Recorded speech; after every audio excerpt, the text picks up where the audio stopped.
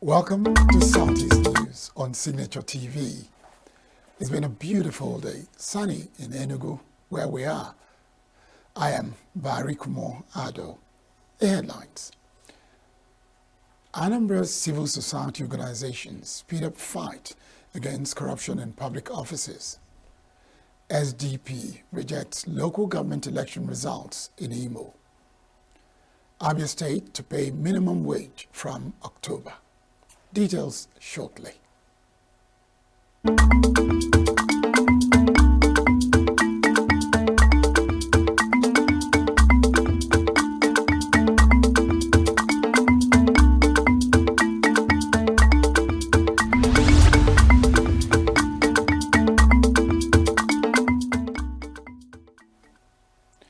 The battle against corruption and lack of transparency in public spaces has taken a new dimension in Anambra State with the emergence of a civil society organization and media allied force to take the notch further. Ndu Okbaleze witnessed the birth of a coalition, reports.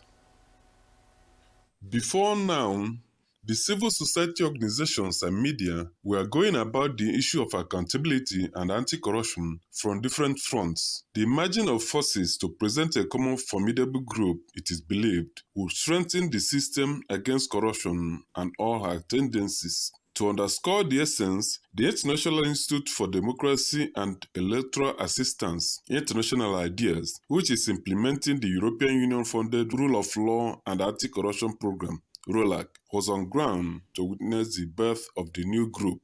ROLAC, represented by the state project coordinator in Anambra State, Mrs. Josephine Ona, said the pool of resources aims at amplifying the voices of CSO and the media to let the world join in the push against corruption. According to her, the new group, in advocating for the system and institutional changes, will look at government policies and programs, and from there, identify areas that require strengthening in line with the ROLAC areas programs in the state.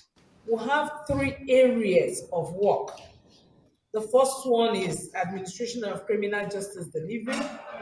The second one is the access to justice for women, children, persons with disability. The third one is on anti-corruption.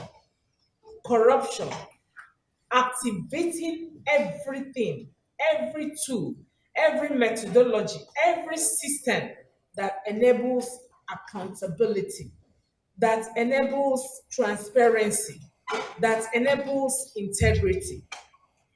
We all know that so many states today in Nigeria are facing issues of corruption.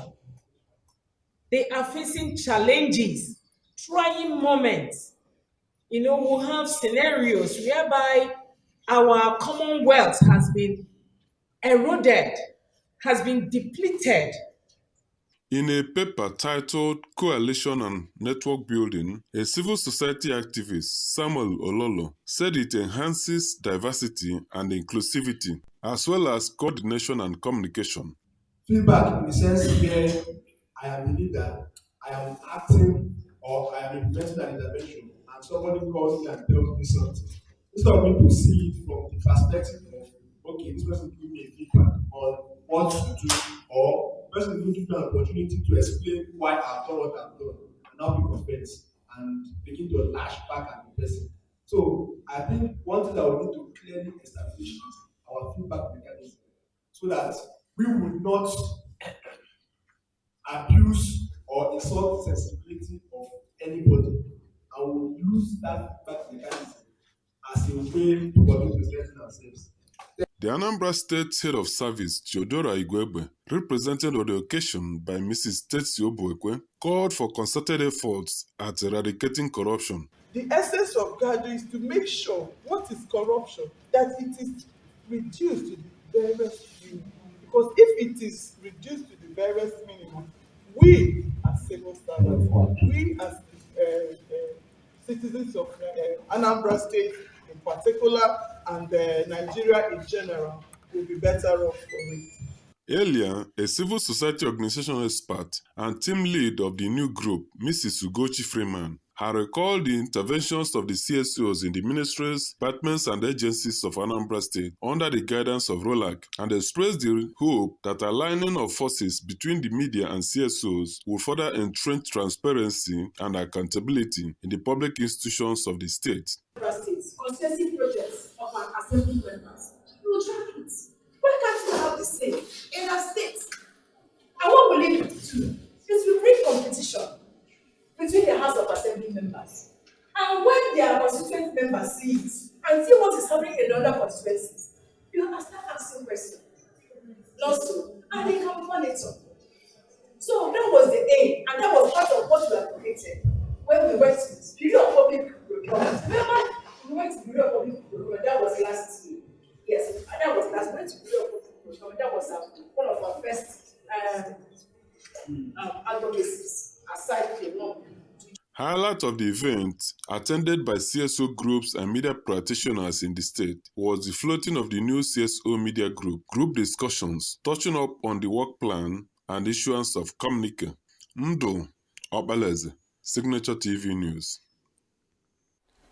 Still in corruption, the Church of Nigeria has come hard on political leaders over the level of corruption in the country and the insensitive economic policies of the government, which it said had put Nigerians under severe hardship. Position of the church is contained in a communique issued after a standing committee meeting held at St. Andrew's Basilica, Hillview Transit-Kulu Diocese of Nike in Enugu State. Communique observed that Nigeria has been bedeviled with a spate of corruption biting so hard that it has denied her every possible and visible developmental growth and livelihood. According to the Anglican Communion, corruption has become institutionalized and now reigns in every facet of a Nigerian nation, including the executive, legislature, judiciary, parastatals, agencies, and even among ordinary citizens on the street. Communique, which was signed by the General Secretary Church of Nigeria, Venerable Paul Dajo, the Dean, Most Reverend Blessing Eyinda, and the Archbishop Metropolitan and Primate, Most Reverend Henry Ndukuba, rejected what he described as a piecemeal amendment of a military bequeathed constitution. The chairman-elect of Igwe-Etiti local government area of Enugu State, Dr. Eric Odo, said that his administration will be rooted in transparency and accountability. Odo said this at a news briefing on Tuesday in Enugu, adding that it would ensure even distribution of infrastructure and social amenities among the communities in the area. The father said that his administration will mostly benefit the downtrodden in the area. He expressed gratitude for the kind of love and acceptance showered on him by his people during his campaign. The Imo House of Assembly on Tuesday hailed the Imo State Independent Electoral Commission, ACEC, for the successful conduct of Saturday's local government elections in the state. The House commendation came following a motion moved by the Deputy Speaker of the House, Amarachi Iwanyao. Iwanyao said that the election, which was free and fair and devoid of violence, produced 27 chairmen and 305 councillors. He attributed the success to the concerted efforts of Governor Hope Uzodinma. The Deputy Speaker also described the election as an indication of political growth in the state, especially with the turnout of voters, which he deemed impressive. Therefore, commended the ACEC Chairman, Charles C. Jogo, and the Commission's workers for a successful process. He also congratulated the winners while charging them to strive to develop their areas. The Social Democratic Party, SDP, Imo State Chapter, has declared its readiness to challenge in court the outcome of the just concluded local government elections that took place across the 27 local government council areas and 305 wards. The party also condemned the procedure in which the election was conducted, accusing the Imo State Independent Electoral Commission, ESEC of damaging the guidelines of the process to favor the APC-led administration. This was captured in a petition sent to ESEC by the state chairman of the party, Ifeanyi Henry Eluwa, and made available to the media in Owerri. Eluwa stated that no election took place in any polling unit in Imo State, regretting a claim by ESEC that there was an election. The SDP state chairman said that the nation was decomposing with bad leadership under the APC-led administration, vowing that the party would challenge the outcome of the local government polls allegedly rigged by the APC in court. Abia State government says it will start implementation of a new minimum wage in October. Commissioner for Information, OK Kanu, disclosed this on Tuesday while briefing newsmen on the outcome of this week's State Executive Council meeting at the Government House, Umahia. Kanu also said that a minimum wage payment will cut across all categories of workers and that the state government will start the construction of court halls in the 17 local government areas of the state. He said the project was being undertaken to strengthen the quick dispensation of justice in the state. The commissioner disclosed that the governor would on October 2 commission a pilot road under the RAMP project at Isialangwa South local government area for construction. He further said that the governor would soon host members of Nigeria's Paralympic team from Abia, who made the country proud at the last Paralympics. Kanu said that those who will be honored included the gold medalist Onyenyechi Mark and silver medalist Esther Mwogu. He announced that the governor's wife, Priscilla Oti, would on Wednesday launch the enrollment of children, women, and elderly people into the Abia State Health Insurance Scheme. The event is said to take place at Ugunabo local government area alongside a medical outreach for the people of the area. The Southeast monarchs have again called for peace, security, and unity in the region on Tuesday in Umahia, Abia State, during their meeting. The meeting, which was attended by the Obi of Onitsha, Igwe Nemeka Achebe, and top traditional rulers from the Southeast, was also used to deliberate on matters affecting the region and the way forward. The monarchs observed that peace, development, and unity were important in speeding up development in the Southeast, and lamented at the level of insecurity in the zone. Speaking at the event, Chairman of Imo State Council of Ndieze, Eze Isi Okeke, and his Abia State counterpart, Eze Linus Ntomba, commended Abia State Governor Alex Oti for the peace and development policies his administration had initiated and for the cordial relationship between the executive arm of government and the traditional institution in the state. Oti expressed worries at the rate of civil unrest in communities as a result of disagreement in the selection process of their traditional rulers. He reminded them of the important role traditional institutions play in a democracy. Many state governments, especially in the Southeast, have talked about what they are doing to ensure that the implementation of a minimum wage begins. Ebonyi State is going to begin theirs from the month of September. Enugu State is still working on theirs, as there is a committee working on it, and it will later be presented to the governor for them to announce the date. Abia State has also announced a date, and that's in October. But the big question is, when will there be an harmonization that will cater for people who have retired from serving the government, who are pensioners, so that they can also earn a living pension? Well, while you think about that, let's watch the report from Chinemerem Ikegbuna. Pa Emmanuel Ani, an 80-year-old man from Umwatuboma in Akebugu, Enugu South local government area, has a story that resonates with many. Our first encounter with Pa Emmanuel was at the now defunct Heritage Bank, a retired civil servant who served at the Nigerian Population Commission, NPC, in Enugu. Emmanuel still receives a meager monthly pension of 18,000 naira. My pensioner, I come to them, but no anybody answer me. Huh? And then be old man. Huh? You know good. And so I come. He say make I go back. Tomorrow I come. Where the money where they take on come?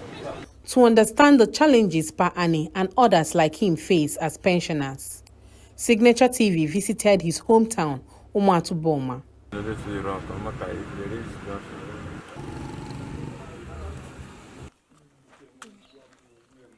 We are here with Mr. Ani Emmanuel, a man whose resilience and dedication has been tested.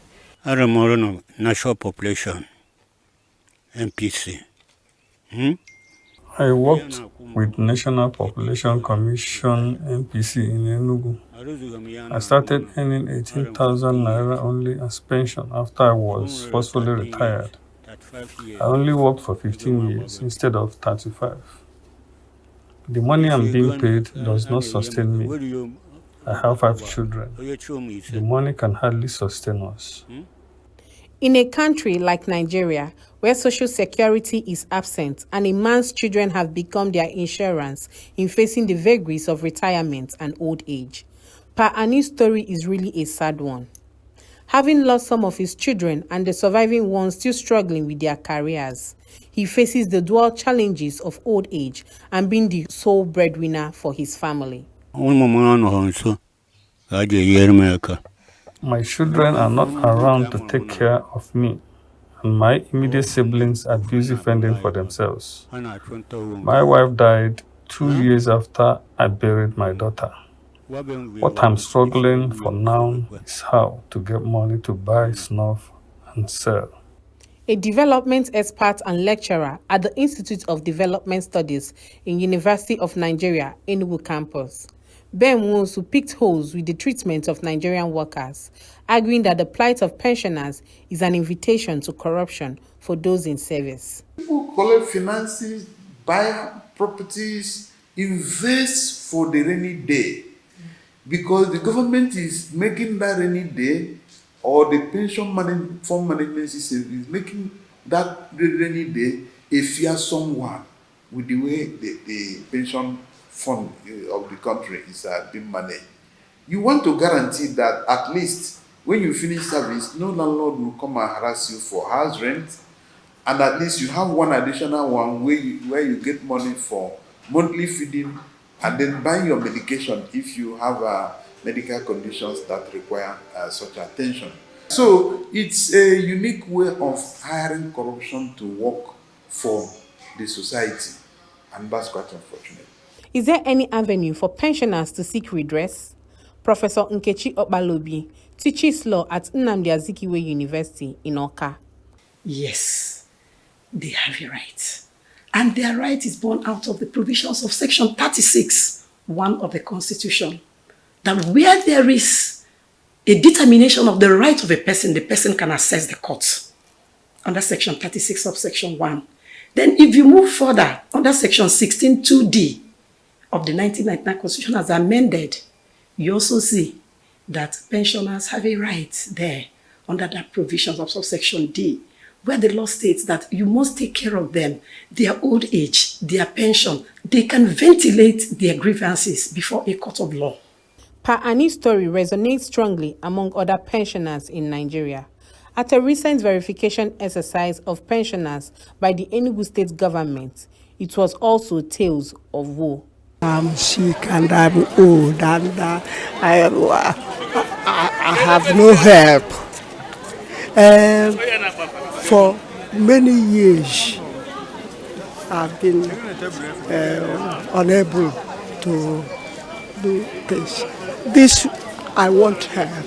My problem, my immediate problem now is to pay me my gratuity. That is my immediate problem, to pay my gratuity. My brother, yes. He was paid few months before he died. He died 18th January 2015, and the pension was stopped 2015, August. To continue the pension, if they can pay the gratuity, good and fine. Because the children are suffering so much. As the arguments rage, people like Pa Annie continue to suffer with no end in sight.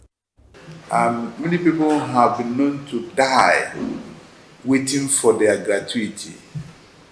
And oftentimes, the next of kin or people who are on paper to receive these payments may not be very properly streamlined, such that some of these funds go unpaid when the individual dies. 18,000 naira, strictly speaking, cannot, if you're very conservative, it might just serve you for 2 days. You might just feed for 2 days with it. But even the 18,000 naira, I bet you, is not consistent. It's not consistent. But people still go to queue up to receive it. And for the sake of this 18,000 naira, they still ask to come for verification. Some of them travel from villages to come for verification. Sometimes you see long queues of frail-looking old people waiting to be verified. The struggles of Emmanuel Annie are not unique. Many elders in the society are facing similar hardship and challenges, highlighting the urgent need of government and non-governmental organizations to look into the welfare of pensioners and elderly ones in the society. Chinemeremi Kebunam, reporting for Signature TV News. The only reasonable pension you can talk about is the federal pension, because if you come down to the state pension and the local government pension, they are always owing those people. There's always backlog. But even with the federal pension, I retired from Nigerian Navy, the way they are being paid is too poor, the pension is too low, and all the contributions people made with PENCOM and defense and stuff is not really being well attributed to them in the way it's supposed to be. Most of them don't have housing. It's not only about paying people pension, you should consider their housing, post-housing, after service. Where do those people live? How do they survive? Do they have a farm? Is there any government intervention in helping them alleviate the pains of the current economic hardship? Like now, the government is even dragging to pay 100,000 for the minimum wage, and the pensioners are still receiving low 30,000. That's the basic pension benchmark. Then 30,000 cannot even buy a bag of rice. It cannot fill a tank. It cannot buy you electricity for a month. It's too low. So it's regrettable. And some people that have actually managed the pensions, they have, like Meina and others, they have really squandered people's money, diverted the money, and there's no really money there to pay the pensioners. Because if there was money, there would have been accrued interest in their deposits. So there is nothing like that, and people are suffering. Their money has been squandered or diverted, or one way or the other, they are not being paid their pension. They should look into it because they are the receiving end. Government employ them when they are young. And when they get old, government will not be taking care of them. Take for instance, in a western state, western part of the world, government from inception take care of them. And I believe that their money, they reduce the money from their salary. So when it's time for them to be paid, they will not be paid at the appropriate time. Most of them die young because of not taking proper care of them. You continue going for pension office from one office to another until things get not getting well at all with them. Most of them, they are suffering it. It affects them because when you look at your old person that is older than you, what is facing, you will be discouraged. The work that you have in mind doing, your enthusiasm will go down because you are seeing what other persons are facing. You will be scared when I reach to this level, I will face the same thing. It is reduce their work. Like in state government, they are giving them something. But parastatals, like water corporation, my husband is worked in water corporation. They don't even give them pension. They don't even give them pension. And water corporation, you can ask them. You know, those people worked, suffered their old age. It's government that's supposed to take care of them. They don't suppose even their pension, their gratuity. They should help people. You know, some of money don't have value. Just like as they are still talking to we staff minimum wage. You know, things are very scarce. Inflation in Nigeria, so they suppose those people that depend on drugs and those money they are paying them as a pension is not even enough to pay their bill. Some are still training their children. Some are paying house rent. So all those things, government should try to help the pensioners so that to survive more before they die. Some even on the process of going to road, do this, do that, you see some die on the hunger or fall on the road. The way pensioners are treated is not good, because after serving the government for 35 years, you don't have nothing to show. You don't have house in your village. You don't have any investment. You can't even train your children in the tertiary institutions or give them proper medical support. Even you as a pensioner, you are not sure of your medical support from the government, people that you have worked for. If you have stroke, many people have stroke, they have hypertension, all those type of illnesses cost a lot of money, and there is no way the government is trying to help them, you know, to treat their illnesses, even to feed, even to have housing. All those things is absurd for those pensioners. And people that are in service, when they see the way they treat the people that have already retired, they will be striving, trying their best, you know, in corrupt ways, trying to make money so that they won't be suffering after retirement. After retirement. So, back to my question. Now they are talking about when the minimum wage will be implemented. What happens to the harmonization for those who are pensioners already? I know, and you know, that in the Southeast, for those who have given their best in service, as they grow older, they're venerated. They're given positions of respect. So why is it that people who are given their best in service to the nation are worse off after service? Maybe we should take lessons from some communities in the Southeast, such as Obosi.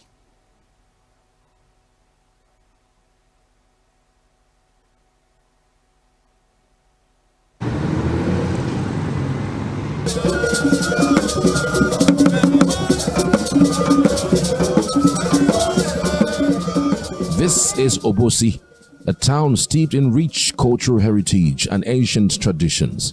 Among these traditions is the sacred ritual of Itobo, a ceremony deeply ingrained in the fabric of Obosi society. Itobo festival in Obosi is as long as the kingship itself in Obosi, which dates back about 400 years ago. And by all accounts, the modern religion as we know it now is not up to 300 years, it's not up to 400 years in Obosi. The Anglican Church, came in first, and it came in 1896 or thereabouts. The Catholic Church came in 1911. So somehow, like I said, it's a coincidence. Itobo is an age-old custom in Obosi. I don't know when it started, but I grew up to see it. As an infant, but then it was called Ibu Odunke, not Itobo. It was just a metamorphosis from Ibu Odunke to Itobo, to the present Itobo. A day before the ceremony at the mini stadium, the age grade that we celebrate the Itobo. We kill, slaughter 2 cows. They slaughter 2 cows at the house of the chairman or the branch of that age grade that we celebrate the Itobo. They slaughter the cows, share the meat. The slaughtering of the cows and the sharing of the meat is the Itobo. Going to the mini stadium and then Igwe authorizing you people to, authorizing the celebrants to put on records. It's not the Itobo.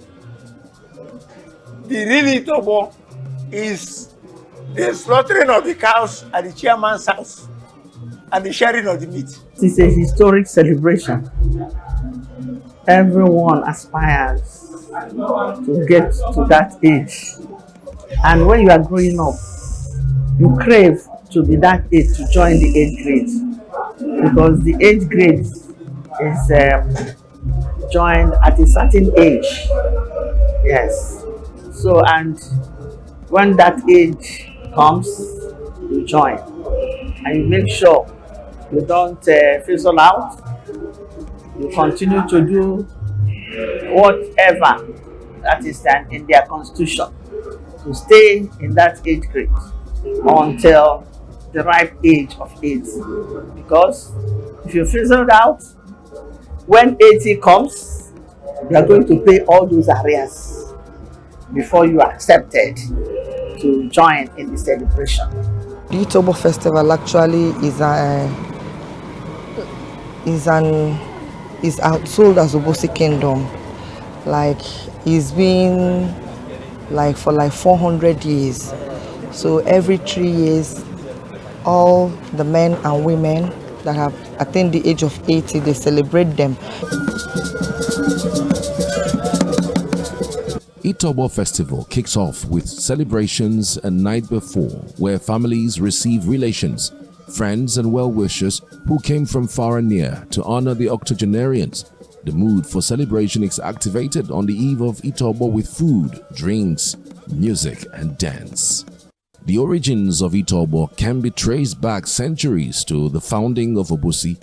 It was established as a way for community to connect with its past and ensure the prosperity of future generations. Itobo is really a celebration of life, a celebration of longevity.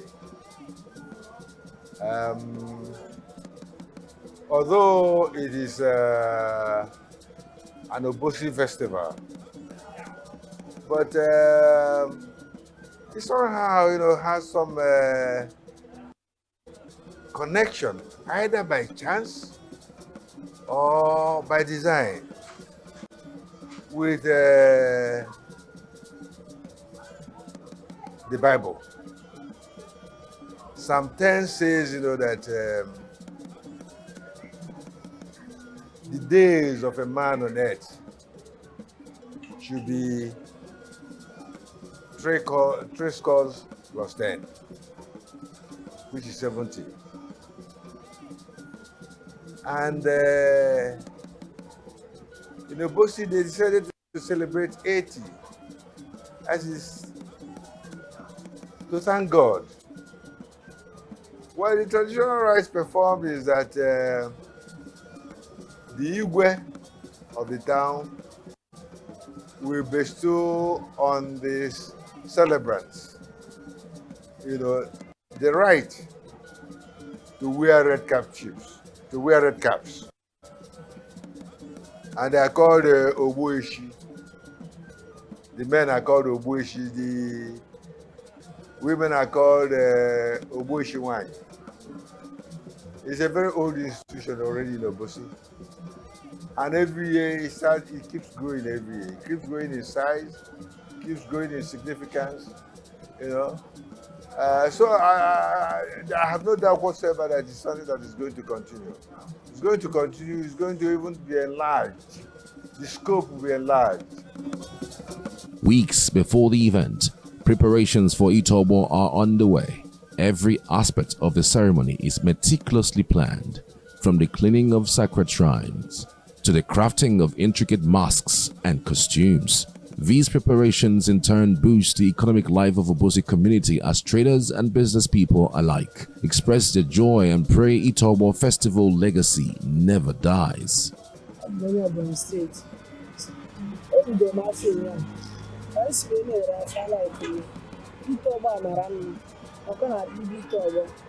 Business I really move. Probably was either area sharp. Yesterday, I see where for I'm one and like all the very good business moving down normal. Talk about them man at them. I record to Mr. Azraya. Adam Azukari Kitane talk about career where I have to have no. Saturday night, at least here the chat. Every time this Itobo festival comes, we anticipate it like very well. So whenever it comes, we are going to make a lot of money. We do make a lot of money. You know, this year, based on the prices of things that have skyrocketed, so most people don't make it. Though we sell wigs, because we don't only make hair here. We sell wigs, we tie gele and other things. So that is especially most money should go. And this year is not an exception. They played a very big impact because the business is moving. It's moving fine. And they helped me by buying my goods. Business is good. Like every 3 years we come around, we do the events, decorate, make people happy, entertain people, and showcase what we have. Like, we look forward to it. Every 3 years we get prepared, like, it boosts the business. If you see what we did, they will call us. Okay. So it's like kind of we market ourselves. Okay. We hope on it. It's good. If you do it yearly, as a business person, I will say, okay, I want it yearly. But the 3 years is okay. During this festival, our rooms was booked for 3 days. This 3 days event held, our rooms was all booked and before the date. So it was really great and positive. During time of Itobo, we have to have more demand, and towards that demand aspect, we have to meet up to almost 3 to 4 people. And the sales was nice, and just that it was a little stressful because sometimes we don't have to meet up with their target.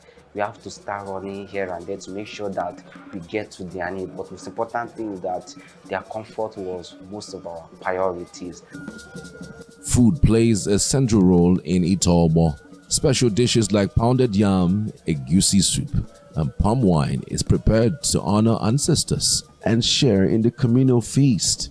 As the sun sets on the day of Itobo, the village square comes alive with music, dance, and ritual performances. The air is filled with the sounds of traditional drumming and chanting as participants pay homage to their ancestors.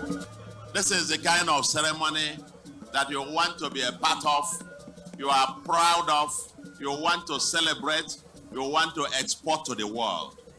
And we want to thank Obosi for giving Anambra State, giving the Igbo land, giving to Nigeria and the world the longevity celebration. Celebration of longevity. Because there should be no debate about it. About the federal government recognizing this day, recognizing this event, and UNESCO putting it in their global calendar. So that on days like this, the world should go to Obosi and learn that it is better to celebrate the living, celebrate the aged, not when they die. When they near the world, one of the finest festivals that I think the world should emulate and celebrate. Celebration of longevity. For hundreds of years, we, the people of Obosi Ancient Kingdom, have come together every 3 years to celebrate the age grade that has attained the age of 80 years and thereabouts. The male members of our Foka age grade shall today receive the coveted Obosi red cap and the title Ogbueshi, while the females shall acquire specially crafted hats and the title Ogbueshi wine or wine Nohudo Eshi. To an average Obosi person, Itobo Festival is bigger compared to Christmas, Easter, Obiora Iwaji, all rolled into one in Obosi. It's work of God. God has done wonderful. And I believe as I reach 80, I'll reach 90, 100, 120. As God promised. With the health, very, very strong. As I do so, I can run. Carry. And thank God. And in the midst of what is going on, and kept us all healthy and strong. And grace to see this day. It's not a small thing. And the whole time we don't joke with volatility. We just glory to God. We thank Him.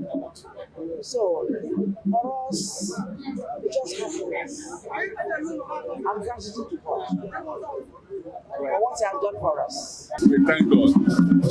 We thank God. We thank God. God has kept us up to this age. And it's not easy to reach these 18 years, but God made it for us. So we are jubilated. We thank God so much for it. You see, this is brought home by my children. People in England, Canada, and US, they're all here. So we thank God. I mean, for the past 4 or 5 years, I've not seen them, but I slept with them today. So I thank God.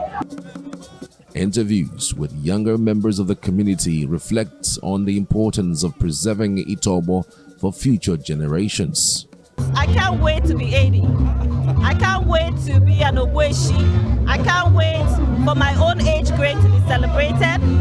I mean, I'm young and I'm contributing towards my age grade, which means that I'm looking forward to a day like this for me, where my own children will come together to celebrate me. So it's definitely something that should be carried down from generation to generation. And even though the young people might not really appreciate it today, as they get older, they will. I think for a younger audience, maybe has to be a bit more, maybe a few more rules around the celebration. So to get them more involved, to tell them what's happening, so they have more background maybe. Like maybe tell them how the Itobo started. I think though that I'm enjoying it a lot. I think my sisters are enjoying it. I think I'm having a great time. I am definitely looking forward to my own Itobo. Not anytime soon, thank God.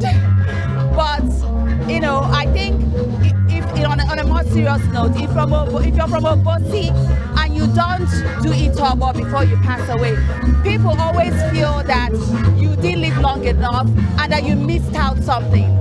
We should carry on with what's accepted in the community, because this is one of them. And if we don't carry on with this, it means we've forgotten our culture and we neglected our culture, because right from our great-grandfathers, it's been there. So we can't just leave it in our own generation here. So it's very important for us, the younger ones, to continue with it. In a rapidly changing world, the tradition of Itobo serves as a source of cultural resilience and pride for the people of Obosi. It is a testament to the enduring spirit of community and heritage that defines this historic town. As the echoes of Itobo fade into the night, the spirit of our ancestors lives on, guiding us on our journey through the ages. In Obosi, the tradition of Itobo will continue to be celebrated for generations to come.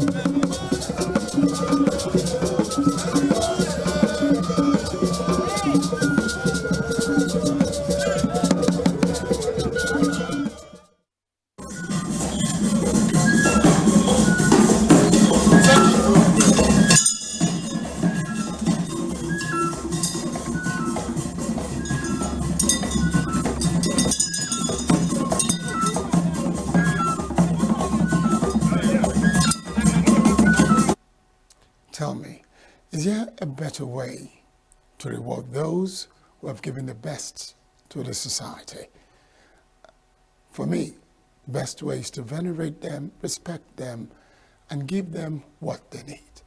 So, while everybody is talking about new minimum wage, they should also think about those who have given their best service years to the community.